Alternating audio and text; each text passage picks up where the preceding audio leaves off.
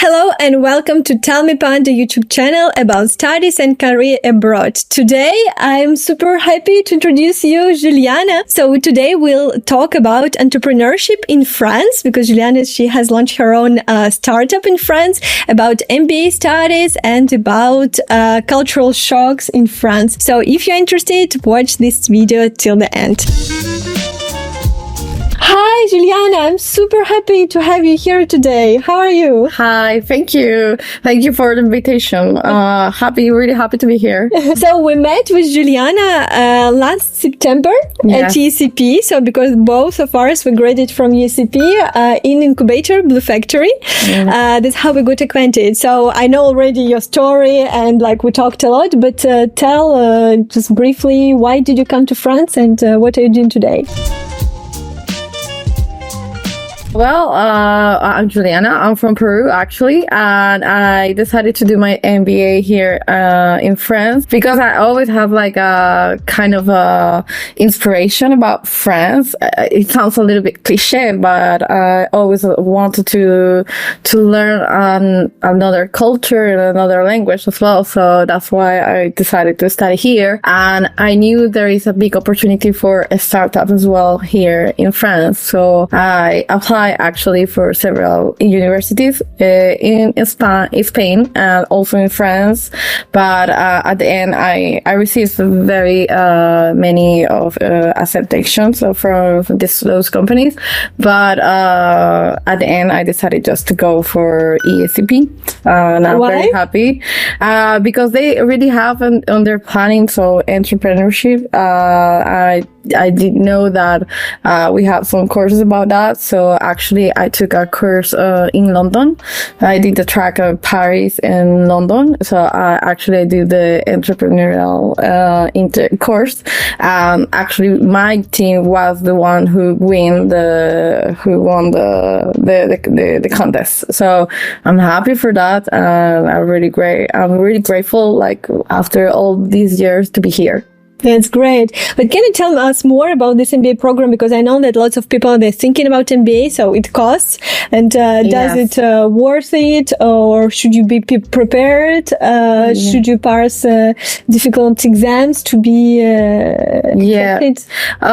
Yes, actually, it was a really difficult decision because not only because you are traveling so far from your family. In my case, from South America, but actually it's just having to think about to getting a loan or selling your stuff. That at the time I had a car, so I had to sell it. At the time I have to took my savings as well, took a loan at the same time.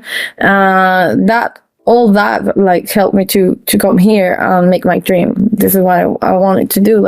Actually, I did want to come here in France, so I'm very persistent, and I finally did it. And after your studies, you decided to stay here in France. Yes, I decided to stay here. Actually, I wasn't really sure about the idea to stay here because the life is very expensive here compared especially to in Paris. Yeah, especially in Paris, compared to Peru or Latin America. Yeah, it's different. But at the same time, I'm very ambitious, and I said to myself, since I have a diploma and I have a degree, a double degree here, so maybe I can look for opportunities. So that's what I did. I came back to Peru when I finished my MBA, and I'm still working for the company, but I still in my head was all the time the idea of France, you have to come back. There is more there, so go there. And I risk, and I quit my job, and then I decided just to come here in France. Okay. So if I understood you in the right way, you did your bachelor and master studies in Peru. Yeah. It was in finance, right? Yeah, it was business administration. Business administration. Yeah. Then you worked for several years in finance, and then you decided to do your MBA in France, right? Yes, that's right. I decided to do my MBA in France, MBA in international management as well. Okay. Yes, yeah. And so it lasted 1 year? It's 11 months. It's a program of 11 months, and then you have the opportunity to travel, to live like 6 months in one place and the rest of the months in another place. So ESP has several campuses, so I have 5 campuses. So I decided to be in Paris and in London, and I do not regret. I know that those countries are very, very expensive, especially London. Yeah. But anyway, I cannot regret. I have the best teachers, especially in finance in London. So it was really helpful for me, and I really have a different mindset after this program. So you had classes in English, right? Yes. And the class was international, so you had people from everywhere, every part of the world, like from Asia, like from Germany, from South America as well. So it was a really great group. Like we were a team of 150 in Paris, the first track. Wow. So really great people with different type of mindsets. Yeah, that was really great. Actually, it wasn't always the best happy days. We have like some also bad moments, like especially when during teams or projects, like where you need to handle have to a lot of emotional intelligence, so to handle some problems and to look for solutions. So this is what I have to do. Like I have to handle different type of problems. But at the end of the day, I'm happy to pass through all those challenges. So during my MBA. That's great. I think it's a very enriching experience. Yes. But now you can compare the life in Paris and in London. I have just came back from London because I spent like 5 days, and I just love the city, but it was just for visiting, so I was a tourist there. But actually, when I was walking around in London, I told myself, well, I would like to live here for several months probably, and really to see how the life is when you are living, not just visiting. Yeah. So can you compare London and Paris? What are the similarities and what are the differences? Oh, wow. Actually, just to start, the rent is high. It's really high there. It can be like 20% more in London compared to Paris. Food as well. And what else? I think I could not allow to me as a student to go to many restaurants as I did in Paris, because it was quite expensive. But I went with some of my friends to some restaurants as well. But yeah, the life is quite more expensive. So you really need to have a really good budget to go to London. But worth it. For me, it was okay, the life is more expensive, but the courses as well, the class, the teachers at the school, they were great. So, and what do you think about diversity? For me, London is more diverse than Paris, and I felt like there is more freedom to be yourself, to be different, and there is a mix of cultures. Like in Paris, we also have it, but in London, I felt that there is even more. Yeah. What do you think about it? Is it true? Yeah, is it true? The French culture, it's they are very close, and actually, to integrate to the society here, the French society, you have to speak language. Yeah. So, for me, it's I came with a basic knowledge in French, and especially, when I was with many international people, I just forgot the French, the basic French, and I used to say bonjour, bonsoir, things like this, but very basic things, but really to integrate here in France. Yeah, you have to speak French. You have to speak French. So one recommendation for people who are coming to do their programs internationally, and especially if you choose France, is to speak the language, to learn the language, because it's the easy way. If you want to apply for jobs, it's really valuable. So it's really important to learn. I think it's the most important piece of advice, because even if you'll work in international company an international environment. To live here in France for everyday life, you have to speak French.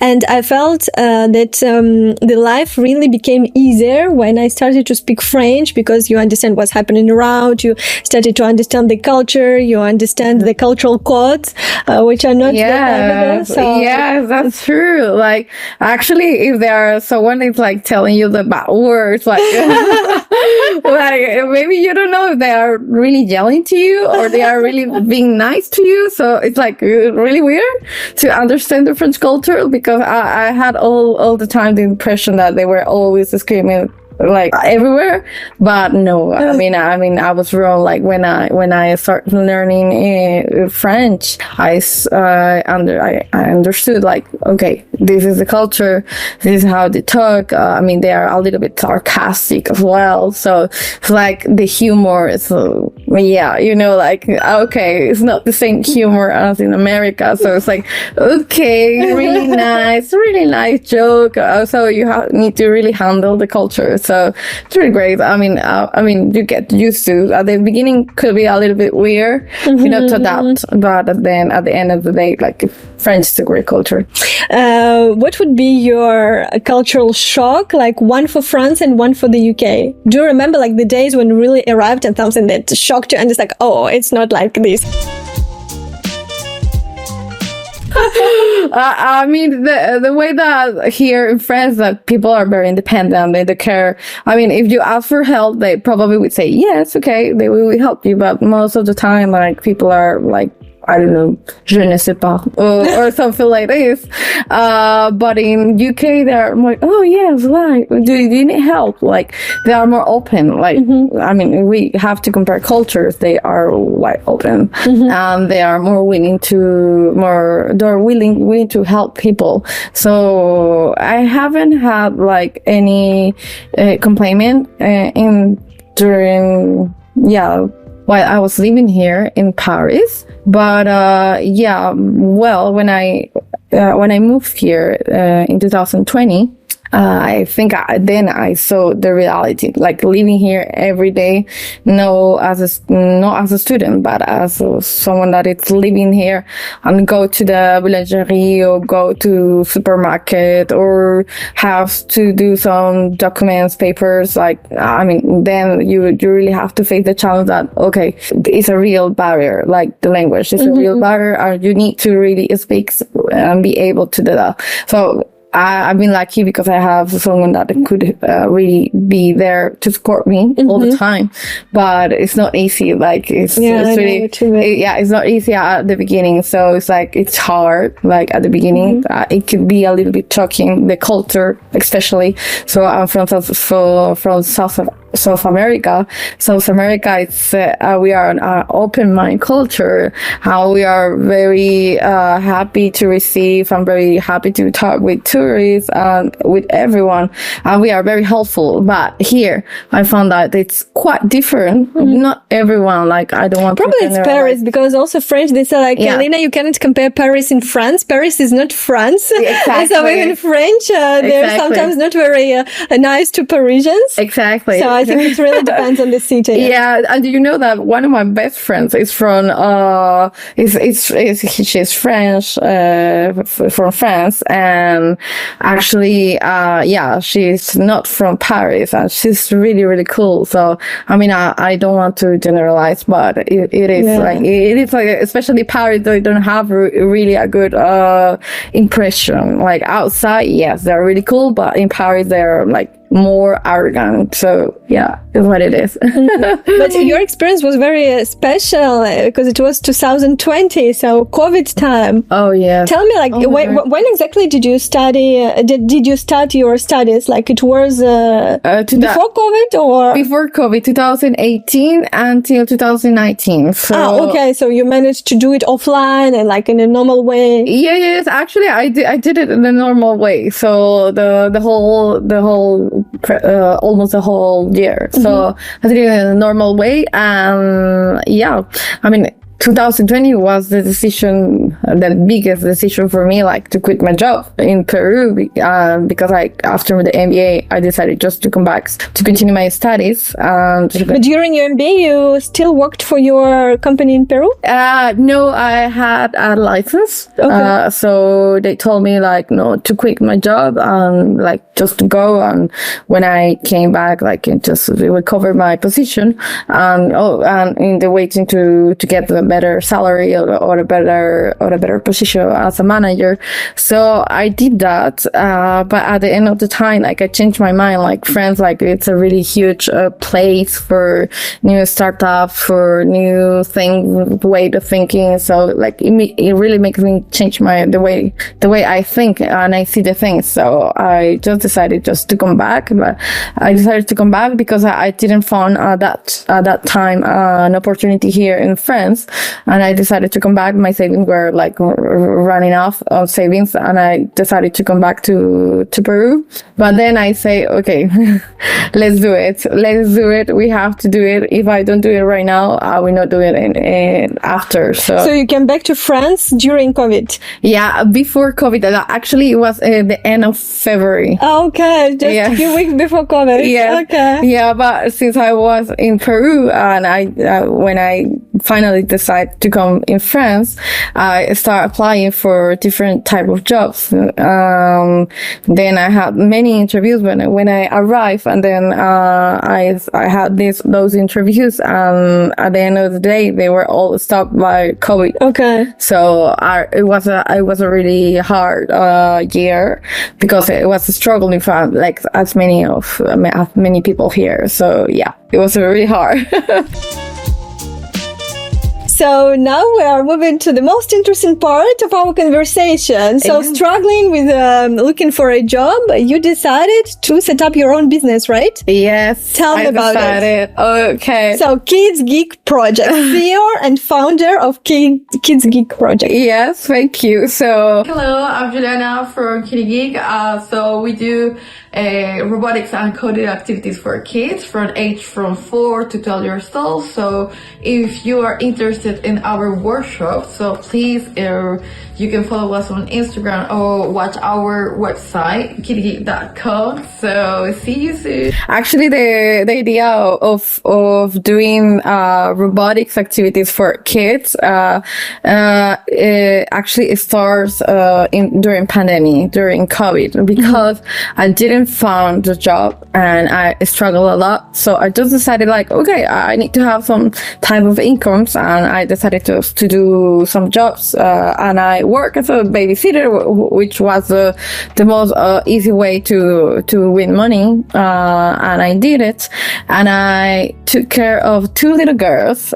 These 2 little girls were really great. They were really great with me, and I loved them. But at the same time, I figured out that being more aware of their education, and I started to do more research about education. Now, how is the program here in France? This is how I started. I tried to find opportunities on the market, and then I found that, for example, kids are not that really good in France in mathematics, or STEAM activities. So I found out there is an opportunity, and in America we are used to so those type of activities at the schools, like STEAM activities, science, mathematics, technology, and engineering. So I said, okay, I will propose it, and I started searching for that, and I found KidiGeek. Yeah, that's great. Really, your story inspires me because you contribute to education. Yeah. So to bring children up like in a modern way, because like robotics today, it's very they are not really aware. The parents are like, robotics, I don't want my kids to use a screen. They are not good for it, but they don't know that there are research behind that. You really are helping your kids. I mean, they develop more self-confidence, they develop different skills. So I mean, now the parents friends are like really switching the type of mindset they have. So it's really great. Did you do you remember your first atelier? So oh yes, I was really nervous. It was in French, and they took me. They took me for 1 week, the whole week, and I had to do a workshop for about an hour and a half. And by that time, I have an animateur. He helped me. He's French, native in French, and I had to do the French to him in French as well, with my little accent as well. But I did it anyway. He understood, and he understood my business. So it was great because I can have a really good connection with my animateur, and he helped me really to do a great job. And he also struggled at the beginning with the connection with the Wi-Fi, with some type of coding of the programs. Because let's explain to so you have robots. Yes. And so like really children, they can play with it, they can construct it. Yes, they have to build different type of robots. Actually, you have like kits, and then there are type of Lego, then you can do some type of construction. So I show them different ways to do the robots, and we can add it some sensor captors, and then you do the coding in a logiciel that we use. The name is Scratch. It's an internationally, it's free actually, and then we start doing coding and actually like moving your robots. So that allows them to really play with your robot. Like it's not only construction, but it's also the coding part. So it's really complete. It's amazing. So, and tell me, why did you decide to apply for Blue Factory Incubator? Did you feel that you need some help, to be supported, to be mentored? Yes, exactly. It was a really big challenge for me to start a company here in France. So I decided that I needed a mentor.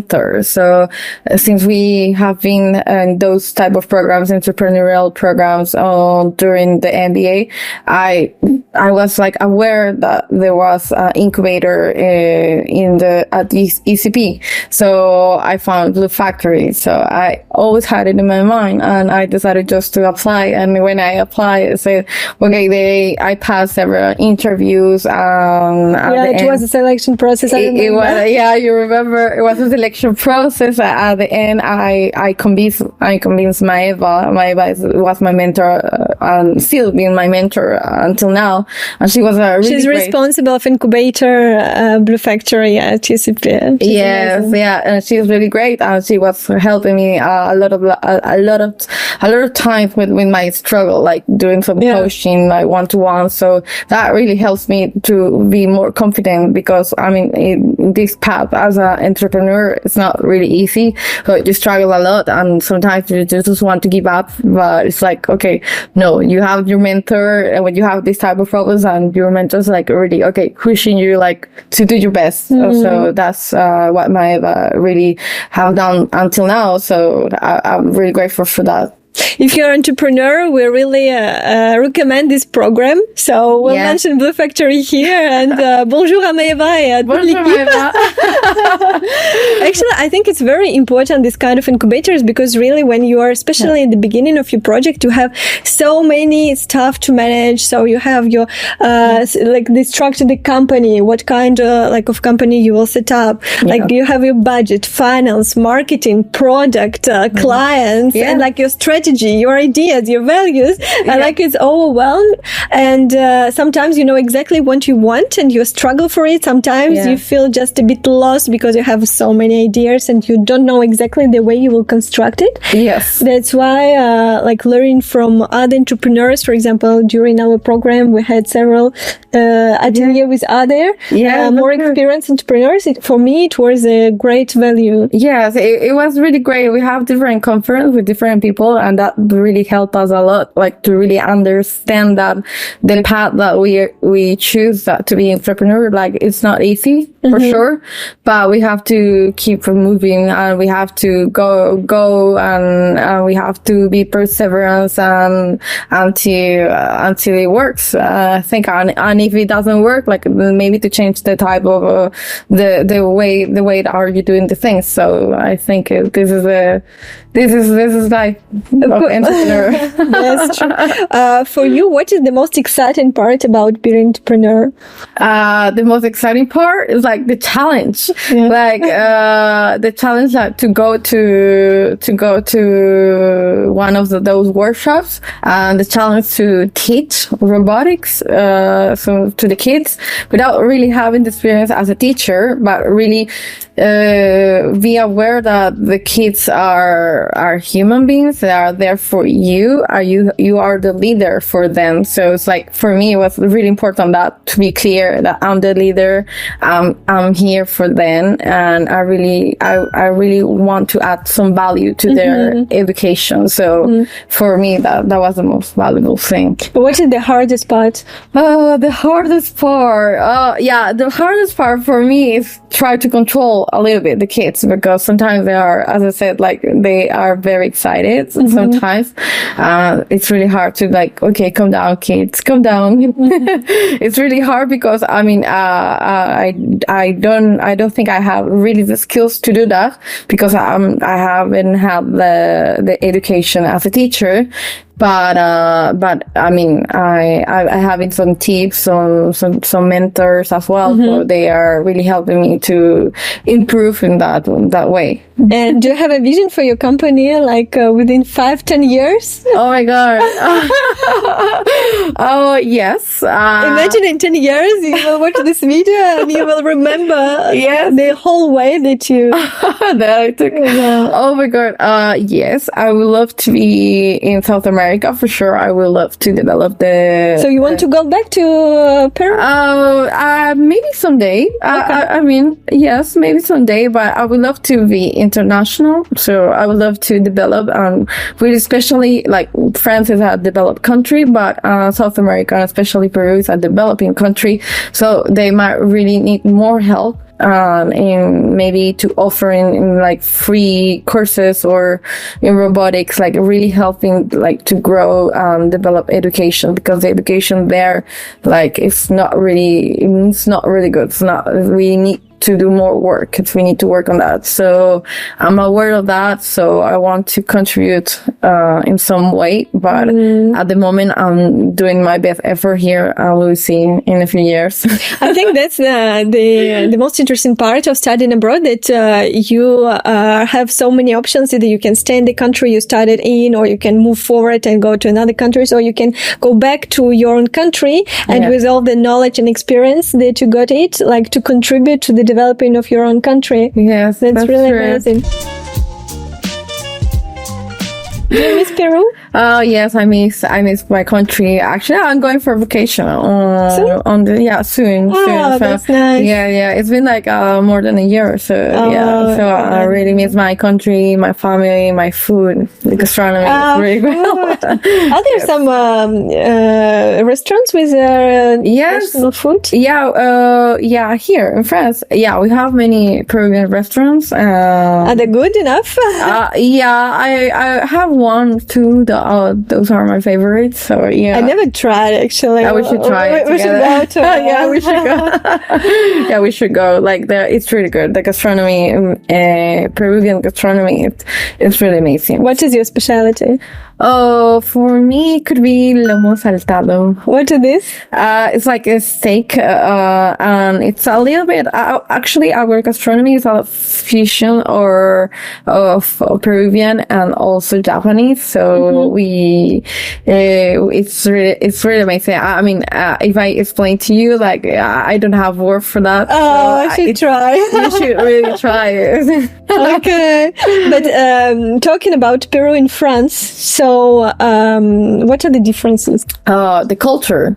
Oh, wow. The culture. Probably also the business culture, probably also working environment, or I don't know, like. Oh, yeah. And the working environment, I would say that that the French culture, the managers are more direct. Like we're selling things, they come to you, they come to your office, they set up a meeting, and then they say to you like, okay, I'm selling you this product, I'm offering you this product, like, but really like interaction that it's like it doesn't have emotions, right?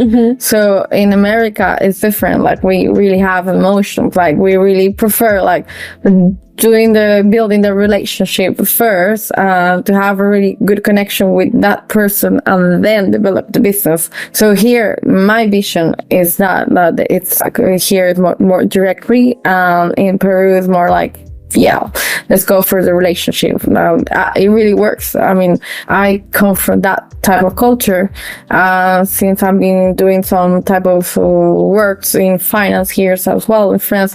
I can say that, okay, they go to the point. The French people are really straight, and they go to the point, straight to the point. But me, it's like, okay, no. I mean, I prefer to get to know the people, their intentions or the way they work, and then develop the business with them, because maybe the person is not the right person that you want to work with. It's really like this. I mean, it's the way I work, and I'm used to that. So I try to bring a little bit of my culture in my environment, in my finance environment, but and it's working as well, so it's good. And what about entrepreneurship in Peru? Do you have also some opportunities, some government support, incubators also? Oh, nowadays I have heard they started to develop. Yeah, they started to develop some startups. So I think there are great opportunities right now. So for new startups in Peru. So I'm really proud of that, and the startups that they are born in nowadays in this market. I know it's a challenging market as well, but it's not impossible to grow as a startup in Peru. So yeah, definitely. Like I'm thinking like, and someday like be there. Not someday, not too far, in 2 years maybe. 2 years. Yeah. We'll see. But that's the way I'm thinking. Like to really be there and contribute with dedication. That's very interesting discussion. So we talked about entrepreneurship, about MBA, about work environment, cultural shocks. What would be your piece of advice for those who are thinking about France, like who want to study here, or probably also to set up their own business? Oh, okay. Just be aware that it's not an easy path, but you will make it. I mean, if you have the motivation, you will do it. So you will get. As me, like I decided to be an entrepreneur. I came here to do my MBA and master, but then finally decided to be an entrepreneur. So it wasn't an easy path, because at the beginning I had the mindset to be salarié, the ones who are paid by the company. But I mean, the entrepreneur mindset is there. So, I mean, and it's possible. Yeah. And I think it's possible to grow and develop a business in France. I completely agree with you. I think and also the idea of my channel and of the whole project about studies and career abroad is to show you that it's not always easy. So there are always some hardships, and we can also do some mistakes, etc. But if you know what you want, if you believe in what in your dreams, you have ambitions, then you can overcome all the hardships. Yes, exactly. I mean, if you really have ambitions and you have goals in life, and if you are really willing to focus on the entrepreneurial path, like I think you really have to be strong. Yes, very strong. And I think in France, you have to learn the language for sure, like to be able to really overcome some challenge, like paperwork, work with your accountant, or yeah, subscribe your company in legal terms. So yeah. So the conclusion would be go for it and learn French. Yes. Thank you, Juliana. It was really amazing conversation, and I hope you guys also enjoyed it and knew some new information or were inspired by Juliana's story. So tell us in the comments what are your questions about, for example, MBA program or about entrepreneurship in France, and we'll try to cover these topics in the next videos. Please subscribe to the channel not to miss next videos. Like this video, share with your friends if it was useful and interesting for you, and I see you very soon in my next videos. Bye bye. Chin chin. Yeah, chin chin before the interview. I don't use it for interview. I never. We film it. Yeah. Oh my god.